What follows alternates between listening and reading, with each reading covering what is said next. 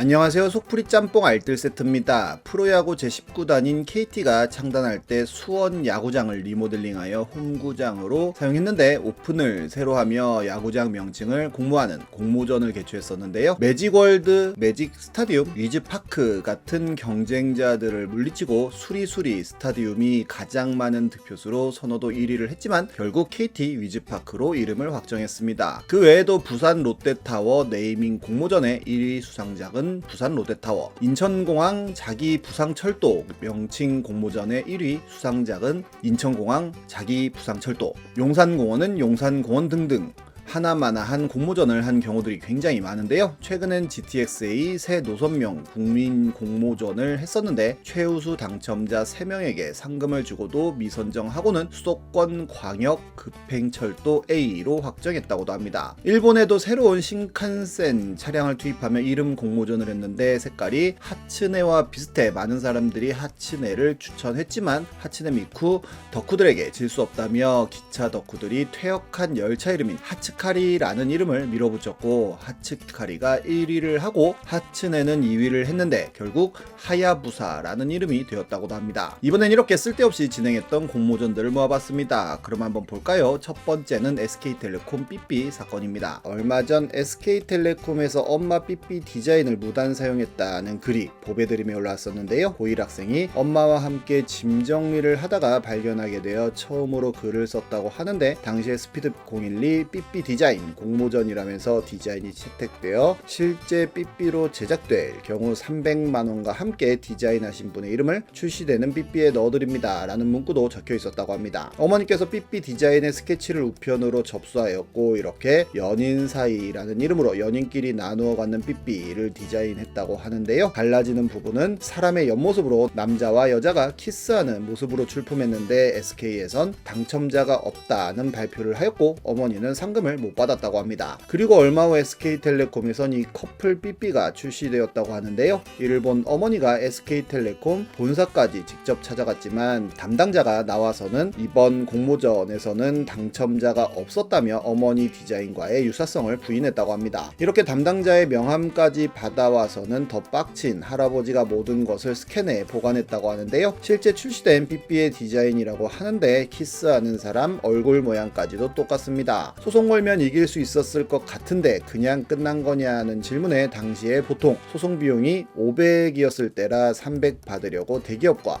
싸울 사람이 없다는 댓글도 달렸는데요. 정말로 최근에 이런 일이 있었으면 SK텔레콤은 엄청 털렸을 것 같긴 하네요. 다음은 댄스업 날개 사건입니다. 댄스업이라는 게임은 대만의 3D 리듬 댄스 모바일 게임으로 2015년쯤에 한국에 출시해 대도서관이나 도티 같은 당시 인기 유튜버들이 플레이하며 유명세를 탔었는데요. 이미 어디선가 해봤던 리듬게임 요소들을 적절히 섞은 게임이었는데 리듬게임에서는 나름 의상과 소품이 중요해 아이템으로 판매 수익을 많이 얻었습니다. 그런데 이렇게 캐릭터가 있고 나온 옷과 머리가 하츠네 미쿠의 그것과 똑같기도 하고 또 다른 캐릭터가 입고 나온 옷은 블레이드 앤 소울의 청화 풀색과 똑같고 남자 버전의 옷 역시 청화와 똑같고 붉은 의상은 블레이드 소울 붉은새와 흡사해 표절 논란이 생기는데요. 게다가 디즈니의 카에 나오는 캐릭터 이미지를 그대로 가져다 쓰고 아디다스의 신발을 그대로 가져오고 뉴발란스 신발까지도 그냥 쓰는 데다가 월레스와 그로멧에 나오는 양 캐릭터 역시 거의 똑같이 나오기도 하고 아디다스는 교묘하게 오디다스로 바꾸고 흑백 고양이라는 아이템은 심지어 한 작가의 미술 작품을 그대로 가져온 거라고 하는 등 뭐가 계속 나옵니다. 짱구에 나오는 흰둥이를 출연시키고 빅뱅의 탑에 옷을 가져오기도 하고 나루토 캐릭터나 원피스의 캐릭터 얼굴을 그대로 가져오기도 하고 스폰지밥, 의인화 캐릭터까지 가져오는 등 정말 부지런하게 디자인을 쓰는데요. 캡틴 아메리카 역시 어느새 게임에 출연하고 있었고 아톰도 나오는 등 여기 나오는 거의 모든 창작물들에서 창작이 없는 것으로 드러나게 됩니다. 한 블로거가 이를 모두 수집해 카페에 올렸는데 바로 게임 운영사에서는 저작권 관련 내용과 현질 내용을 삭제 바란다는 연락을 했고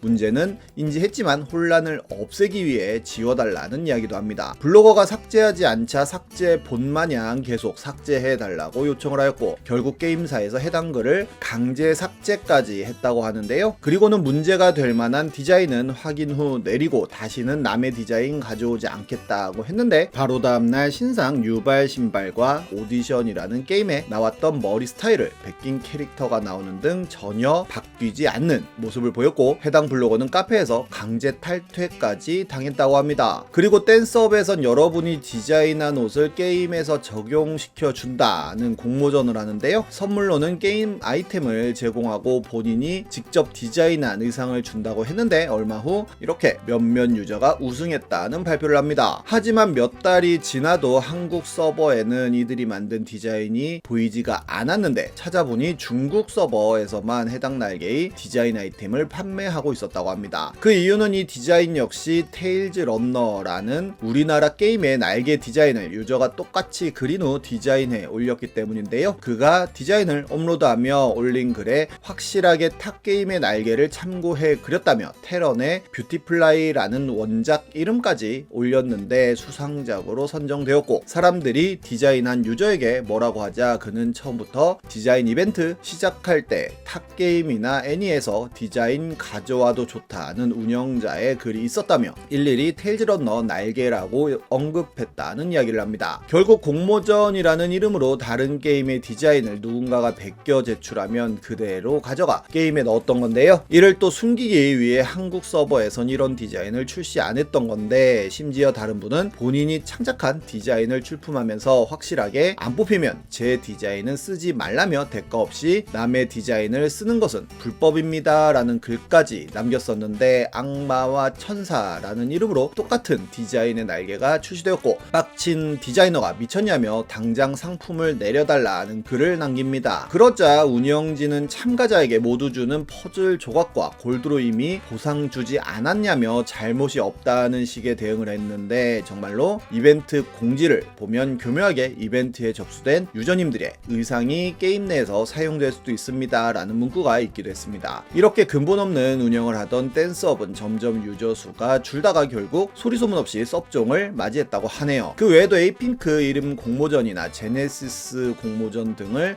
예전 영상에서 소개해 드리기도 했었는데, 그 외에도 의도와 다르게 흘러간 이벤트는 굉장히 많은데요, 판타지 러너스라는 게임에선 추석 때 캐릭터 한복 입히기라는 이벤트를 했는데, 토리네라고 하는 여성 캐릭터와 사무엘이라는 흑기사 캐릭터 중 더 한복이 어울릴 것 같은 캐릭터에 투표하여 1위한 캐릭터에는 진짜 한복 의상을 제공하는 이벤트였습니다. 대놓고 한복이 참 잘 어울린다고도 하고 한복까지 입은 모습을 보이는 등 누가 봐도 토리네 투표하라는 이벤트였고, 실제로 초창기엔 토리네로 투표를 많이 했다고 하는데, 한 유저가 이 흑기사 사무엘의 자세가 루리의 운영자인 진인환의 자세를 따라했다는 증거를 보여주며 사무엘에게 표를 몰아주기 시작했고, 중복 투표까지 가능하다는 사실이 밝혀지며 어마어마한 표차로 사무엘이 압도를 합니다. 운영진도 맞주작을 했는지 갑자기 토리네의 표가 300만까지 올라갔지만 사무엘은 600만 표까지 받으며 결국 300만 대 600만으로 승리하는데요, 약 1000만 표라는 서울시장 선거급 투표가 끝이 났는데, 바로 미니어 디자이너가 주말 동안 긴급 제작한 사무엘 한복 의상이 지급되었고, 미리 만들어 놓은 토리네의 한복은 버리지 아까웠는지 이벤트를 통해 유료 지급합니다. 투니버스의 마보이 투표 사건 역시 유명해 예전 영상에서 소개해 드리기도 했었는데, 애니박스에도 비슷한 사건이 있었는데요, 2011년 애니박스에서 보고 싶은 프로그램은 이라는 평범한 설문조사 같은 이벤트였는데, 가장 높은 표를 받은 애니를 방영해 주겠다는 취지였습니다.